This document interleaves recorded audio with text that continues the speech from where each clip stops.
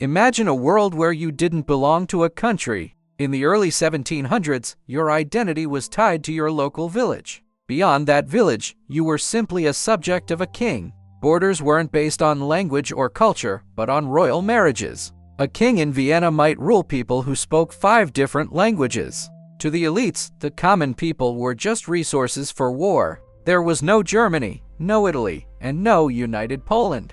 Europe was a messy patchwork quilt of tiny dukedoms and empires. But in the coffee houses of Paris, ideas were brewing. Thinkers began to ask, who actually owns the land? They suggested that power should come from the people below. This idea of the people was the spark that lit the fuse. Philosophers like Rousseau argued for a social contract. They claimed a nation was a group with a shared general will. This meant you weren't just a subject, you were a citizen. Printing presses spread these radical thoughts across the continent. Suddenly, people who spoke the same language felt a new bond. They began to see the king as an outsider, not a father. If we share a language, why are we ruled by a foreigner? This was the imagined community, a nation built on ideas. But ideas alone don't change maps. Revolutions do. In America, colonists had already proven that a nation could be born. They traded a king for a constitution and a flag.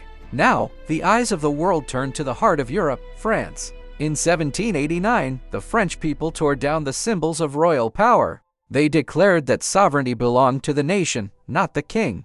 When Europe's kings attacked France, something incredible happened. France didn't use expensive mercenary soldiers anymore. They created the levy and massed the first citizen army. They weren't fighting for a monarch. They were fighting for La Patrie. A new national anthem, La Marseillaise, united them in song.